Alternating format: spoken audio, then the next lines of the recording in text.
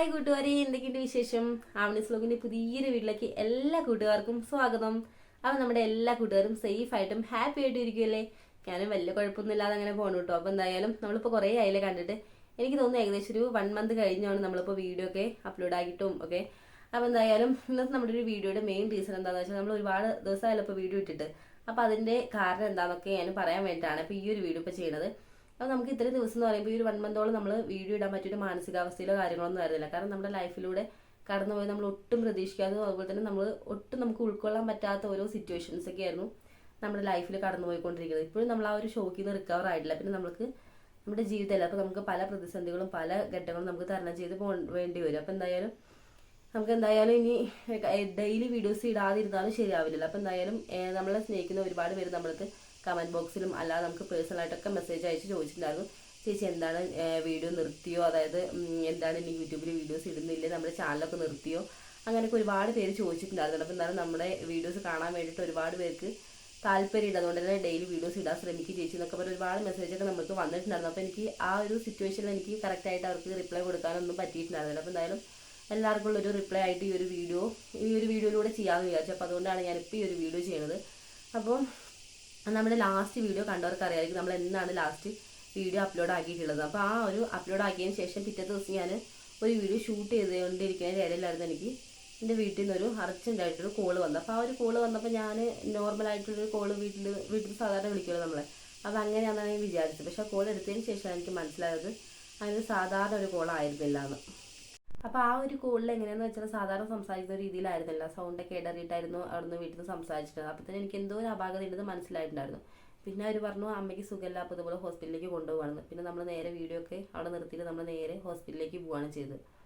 പിന്നെ ഒരാഴ്ചയോട് നമ്മൾ അമ്മയുടെ കൂടെ തന്നെ ഉണ്ടായിരുന്നു, പ്രാർത്ഥനയും മരുന്നും ഒക്കെ ആയിട്ട് നമ്മളങ്ങനെ ഒരാഴ്ചയോട് നമ്മൾ ഹോസ്പിറ്റലിൽ ഉണ്ടായിരുന്നു. അപ്പോൾ ഒരാഴ്ചയ്ക്ക് ശേഷം നമ്മുടെ പ്രാർത്ഥനയ്ക്കും മരുന്നിനൊക്കെ എല്ലാം ഒഴിവാക്കിയിട്ട് അമ്മ ഈ ലോകത്തിൽ നിന്ന് എന്നേക്കുമായിട്ട് നമ്മളെ വിട്ടുപോയി. അപ്പോൾ ആ ഒരു ഷോക്കിൽ നിന്ന് ഇതുവരെ നമ്മൾ റിക്കവർ ആയിട്ടില്ല.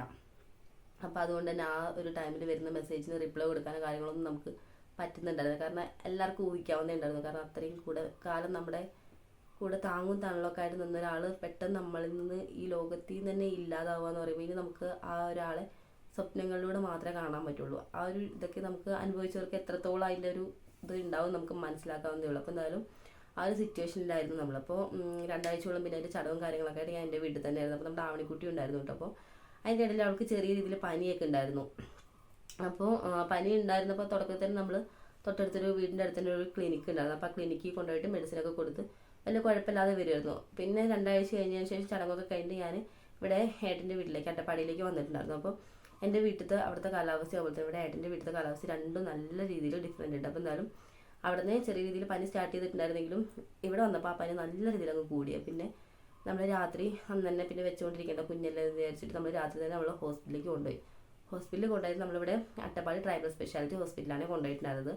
അവിടെ കൊണ്ടുപോയപ്പോൾ പനി അത്യാവശ്യം നല്ല രീതിയിൽ കൂടിയിട്ടുണ്ടായിരുന്നു. അതേപോലെ തന്നെ പനി കൂടിയിട്ട് കുട്ടിക്ക് ഓക്സിജൻ ഒന്നും എടുക്കാൻ പറ്റുന്നുണ്ടായിരുന്നില്ല. അപ്പോൾ ഓക്സിജൻ ലെവലൊക്കെ നല്ല രീതിയിൽ താഴേക്ക് ആയി തുടങ്ങിയിട്ടുണ്ടായിരുന്നു. അതുപോലെ തന്നെ പനി കൂടി നല്ല രീതിയിൽ ന്യൂമോണിയ ആയിട്ടുണ്ടായിരുന്നു.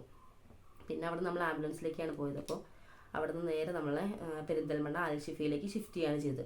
പിന്നെ അവിടെ നിന്ന് ഒരു 3 ദിവസം ICUയിലേക്കായിരുന്നു ആള്, പെരിന്തൽമണ്ണ ICUയിൽ. പിന്നെ മരുന്നും കാര്യങ്ങളൊക്കെ കൊടുത്ത് പിന്നെ ഓക്കെ ആയതിനു ശേഷം പിന്നെ വാർഡിലേക്ക് മാറ്റി. പിന്നെ ഒരു 2 ആഴ്ചയോളം വാർഡിലും ഉണ്ടായിരുന്നു. അങ്ങനെ നമുക്ക് എന്താ പറയുക, വീഡിയോ എടുക്കാൻ പറ്റിയൊരു മാനസികാവസ്ഥയായിരുന്നില്ല. ഒരു ഷോക്കിൽ നിന്ന് ആ ഷോക്കൊന്ന് വിട്ട് മാറുമ്പോഴത്തേനും അടുത്തൊരു വലിയൊരു ഷോക്ക്. അങ്ങനെ നമ്മൾ ഒട്ടും പ്രതീക്ഷിക്കാതെ നമുക്ക് ഒട്ടും ഉൾക്കൊള്ളാൻ പറ്റാത്ത ഓരോ സിറ്റുവേഷനായിരുന്നു നമ്മുടെ ഒരു ലൈഫിൽ ഈ ഒരു 1 മന്തായിട്ട് കടന്നു പോയിക്കൊണ്ടിരുന്നത്. അപ്പോൾ അതുകൊണ്ടൊക്കെയാണ് നമ്മൾ വീഡിയോസും കാര്യങ്ങളൊന്നും അപ്ലോഡ് ചെയ്യാതിരുന്നത്. കാരണം എല്ലാവർക്കും മനസ്സിലാവുന്ന ഒരു കാര്യം തന്നെയായിരിക്കും. അപ്പം നമുക്ക് റിപ്ലൈ കൊടുക്കാൻ പറ്റാത്തവർക്കും അതുപോലെ തന്നെ നമ്മളെ സ്നേഹിക്കുന്നവർക്കൊക്കെ എന്തുകൊണ്ടാണ് നമ്മൾ വീഡിയോ ഇടാതിരുന്നത്, അതുപോലെ തന്നെ നമ്മുടെ ചാനൽ നിർത്തിയതോ കാര്യങ്ങളൊന്നും അല്ല. അപ്പോൾ ഇതാണ് നമ്മുടെ സിറ്റുവേഷൻ. അപ്പോൾ അതൊന്ന് എല്ലാവരും ഒന്ന് അറിയിക്കണമെന്നുണ്ടായിരുന്നു. അപ്പോൾ ഇതാണ് കേട്ടോ എന്തായാലും.